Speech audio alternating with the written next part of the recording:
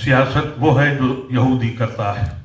यहूदी इलेक्शन नहीं लड़ता, पूरी दुनिया पे काबिज है। आरएसएस इलेक्शन नहीं लड़ती, इस जमीन को जहन्नुम बना दिया है।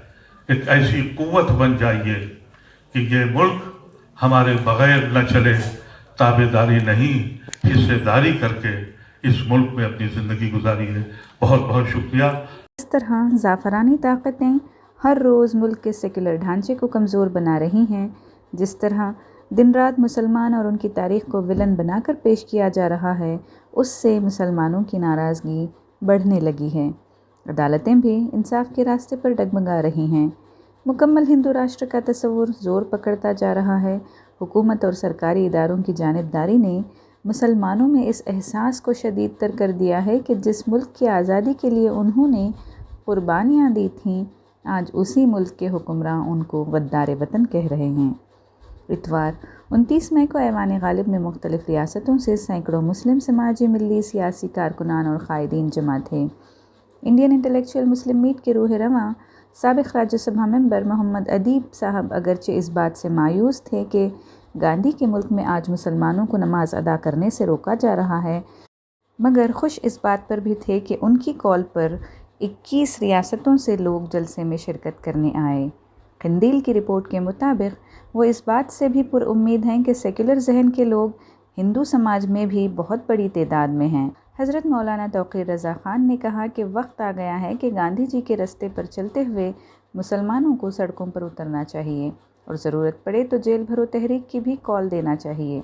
मगर जब ये पूछा गया कि मुसलमानों के कुछ बड़े मजहबी कायदीन उन्हें सड़कों पर उतरने से मना कर रहे हैं, तो हज़रत ने जवाब दिया कि मुसलमान तन्हा सड़कों पर नहीं जाएंगे, बल्कि वो अपने सेकुलर हिंदू भाइयों के साथ जुल्म व ज़्यादती के ख़िलाफ़ आवाज़ बुलंद करेंगे। बहुत से लोगों का ये भी मानना है कि जेल भरो तहरीक के साथ परेशानी ये है कि मिल्लत के पास क़ानूनी मदद का निज़ाम या तो मौजूद ही नहीं है या है तो बहुत महदूद और कमज़ोर। दूसरी बात यह है कि मुसलमान आज अपनी आबादी के तनासब से कहीं ज़्यादा जेलों में बंद हैं। जब उनको ही इंसाफ नहीं दिलाया जा सकता तो नए लोगों को सलाखों से बाहर कौन निकाल पाएगा।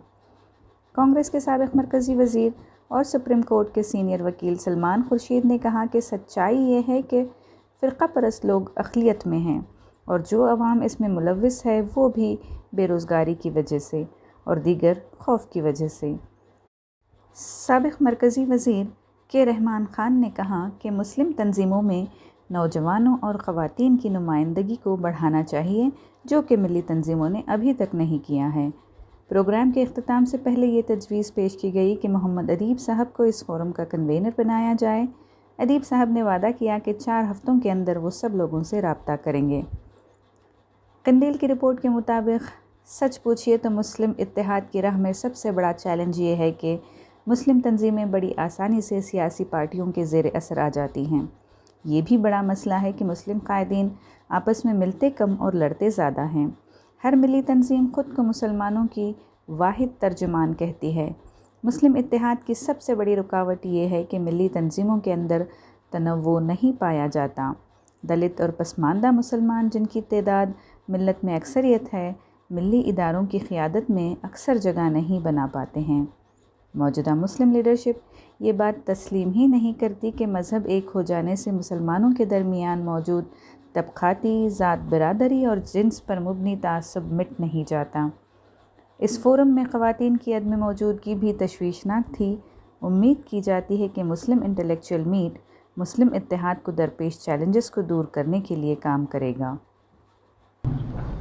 इस कॉन्फ्रेंस के बाद एक जायज़ा लेकर इन तमाम पॉजिटिव मशवरे आ गए हैं, नेगेटिव मशवरे आए हैं, कोई और ज़्यादा से इसको और फाल बनाने के लिए मशवरे दिए हैं।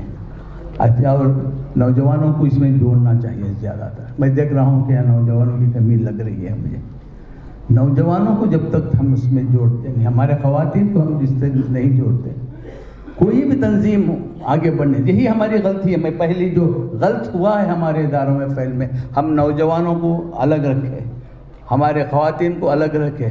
चंद लोग वो अपने अना के लिए, और अना को एक छोड़ दीजिए, जो भी कोई आगे काम करना चाहता है, سب سے بڑا دشمن ہمارے مسلمانوں میں، خاص کر بڑے بڑے اکابروں میں، علماء کرام میں، معاف کرنا میں علماء کرام کا نام لے رہا ہوں، کہ انا سے ہمارے ادارے برباد ہوتے ہیں۔ تو ہمارا یہ سب سے، اگر ہم قوم کے لیے کام کر رہے ہیں تو آپ کو اپنی انا چھوڑ کر قوم کے لیے کام کرنے کا چاہیے۔ ہم نے بھی کچھ تنظیمیں بنائے تھے، وہاں ہم انا کو چھوڑ کے تنظیمیں بنائے تو الحمدللہ ہمیں کامیابی ملی۔ جب اب کون صدر بنے گا، کون سیکرٹری بنے گا، کون اس کا ممبر بنے گا، کس طرح سے ہوگا، یا میں یہ اس ادارے کو کیسا کیپچر کروں، اور اس میں اگر ہم غور و خوض نہیں کریں تو آئندہ گاڑی چلنا مشکل ہے۔